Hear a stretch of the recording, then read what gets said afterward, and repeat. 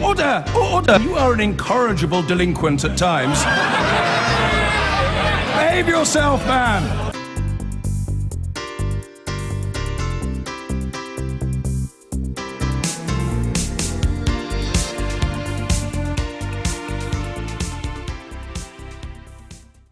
Now let's talk about the Transatlantic Trade and Investment Partnership, because we know you want to.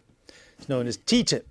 It's the big trade deal that's meant to cut trade barriers between the EU and the United States in industries like cars, energy, finance, clothes and food. It's long been unpopular on parts of the left here and around the EU, but yesterday 25 Tory Eurosceptics joined forces with Labour and the SNP, and they threatened to force a symbolic government defeat over the issue in the Commons next week.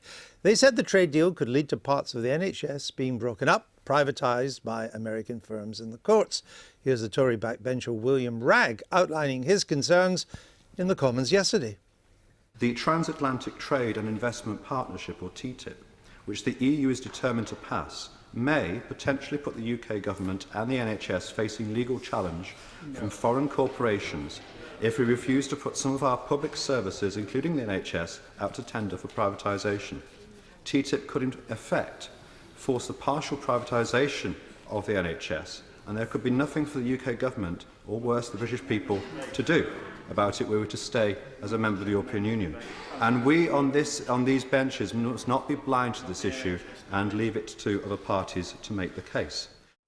Well, perhaps in a sign of how keen the government is to avoid trouble in the run-up to the referendum, Number 10 was quick to respond yesterday by saying that they would accept the amendment and in doing so avoid the first defeat on a Queen's Speech vote for nearly 100 years. Well, as I say, Frank Field is still with us. He's an opponent of the trade deal. We're joined by Conservative MP Robert Jenrick, who's chair of the All-Party Group on Trade. Welcome to you. Frank Field, it's a strange world when Peter Lilly, the Tory MP, is lauded in today's Morning Star editorial. Well, he is the last cabinet member who's actually ever had to do a trade deal. So he may know a bit about it for that. Oh, this is when Britain still did its own trade deal. Yes. But the importance of it is, twofold really. One is we should welcome the Prime Minister's retreat because this is the new politics.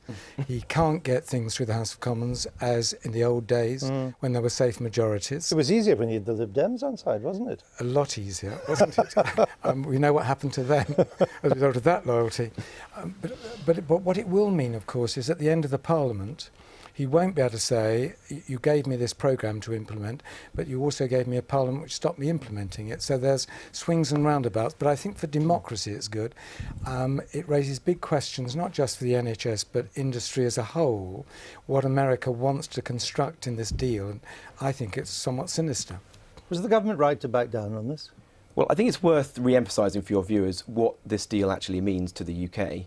63% of all our imports and exports are done either to the EU or to the US. So the opportunity here, if we could get this deal over the line in the months or years to come, is immense for consumers, for British businesses, creating jobs and prosperity. Well, except the official forecast is that it would add 0.5% to the EU's GDP. 0.5% is a statistical rounding error. Well, the history of free trade deals and bilateral investment treaties is a very good one.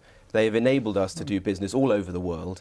And I think it's important to say here, the UK has over 90 treaties not dissimilar to this with other countries in the world. But, I didn't ask for a lecture on free trade. What I asked for was the government right to back down or not. Well, I think it was a mistake to accept what is essentially scaremongering and paranoia by a small group on the left and some now of our Conservative colleagues.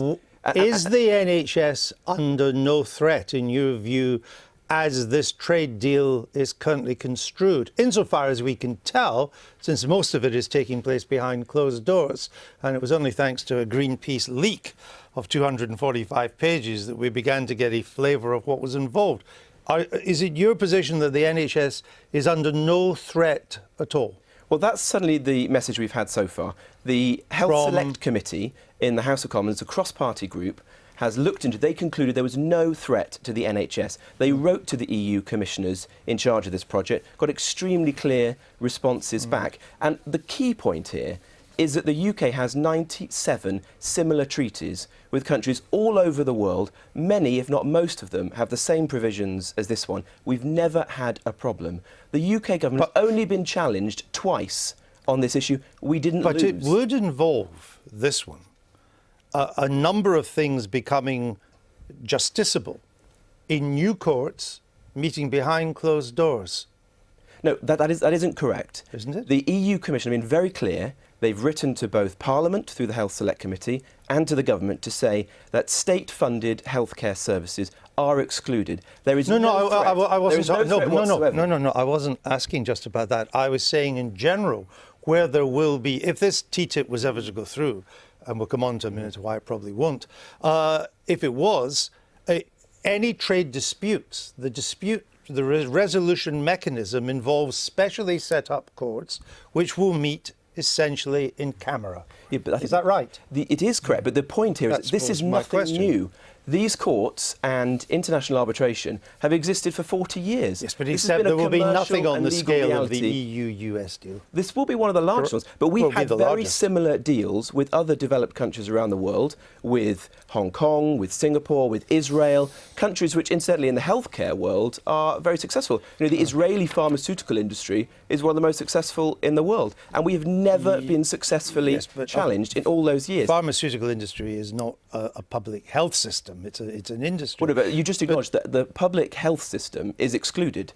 The EU Commission has said that. Well, let me put that to Frank Field, because Celia Malmstrom, who is the EU Commissioner looking into this, she has said that the effect of the EU's approach to public health services that it will make no difference whether a member state has already allowed some services to be private providers or not. They can bring them back in, they can put them out. Essentially, it's no difference. Do you not accept that? No. And there's two issues, really, Andrew. One is the business about that there will be a tribunal system, and free trade is marvellous if you're the top dog, because we used to, in the last 2 centuries ago, call the tune. Nobody couldn't be against free trade when we did the terms. These tribunals, as you've described, which will be in secret, which will be binding, from which there are no appeals, will determine the outcome. The second issue is, clearly the NHS is in real problems. It needs money and it needs a commitment of the electorate to fund that, but it also needs reform. But that reform programme and the money shouldn't actually come as a result of an arbitrary trade deal. It should be something which the country embraces and wins support for the NHS for. Shouldn't we be a bit sceptical here on these Tories who are now the big critics of TTIP? I mean, the traditional criticism of TTIP has come from the Greens, from the left as well, and from some others equivalent in Europe, but not from the Tories. I mean, this is playing a Eurosceptic card, isn't it? It may well be, but the sinner that repenteth is welcomed. And if you think the move is wrong, do you think other politicians should put their sticky fingers into people's souls and say, I think your motives are not as pure as mine. We can do without your votes. Okay. The Prime Minister's on the run. All right, but I would suggest it's almost entirely irrelevant. The TTIP deal will not be done in time for the presidential election, or indeed for the inauguration of the new president. Mr. Trump has already come out against it. Mrs. Clinton is now against it because she had to see off Bernie Sanders. And in France, Germany and Holland, there is a massive head of steam against it. So it's a kind of almost irrelevant What I find argument. extraordinary is what Robert says, in the coming months and years this might be done. It's been done. It's been going on for years. Yeah. And the idea that the free trade agreements that the EU provides us with is one of the key reasons we have to stay. We don't even have a trade deal with the US. President Obama says, well, you're going back of the queue if you leave the EU. We don't have a trade deal now. So I think that point is a little bit silly. And just picking up what Frank said, this does show quite how weak the Prime Minister is. Well, that he had to give in. Yeah, no, absolutely. 3 weeks ago, I was speaking to a Eurosceptic MP, and a moderately Eurosceptic MP. He's voting to leave, but he's saying he was urging colleagues not to disrupt the Queen's speech, because at the end of the day, they've got to put the party back together after this referendum. He was on that list. That shows the level of anger in how the PM has conducted himself in the last 3 weeks especially. I think the reason that a lot of people are so sanguine, a lot of governments are so sanguine, is that CETA has already gone through, which is the trade agreement that comes through Canada, and that has many of the same kind of provisions, but namely parallel courts in which corporates can sue governments in a way that none of us will know anything about. And 80% of American companies have Canadian wings that could do all their trade through CETA anyway. Of course, the reason why the Americans, above all, are insisting these courts is that they don't accept, or they are worried about the impartiality of a number of European court systems.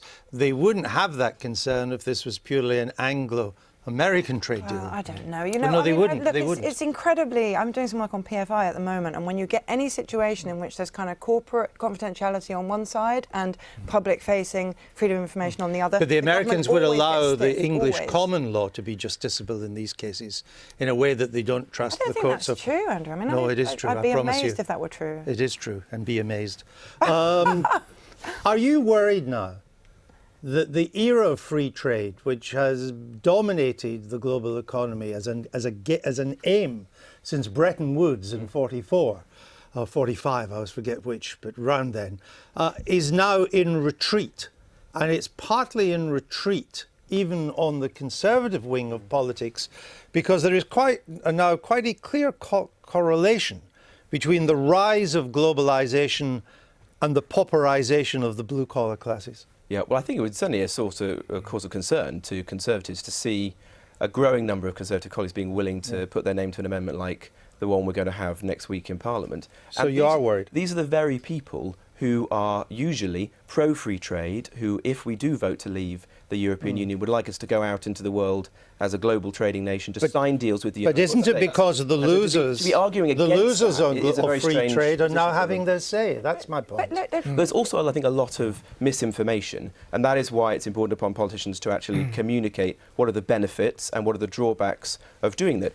And it is surprising that, in Parliament, very few people seem to appreciate that exactly the provisions that we've been talking about today have existed in 90-plus investment treaties for almost 40 years. All right. Actually, You made that point. No, I'm sorry, Frank, no. not, because we've got a lot to cover today, and we need to move on, but I thank you both.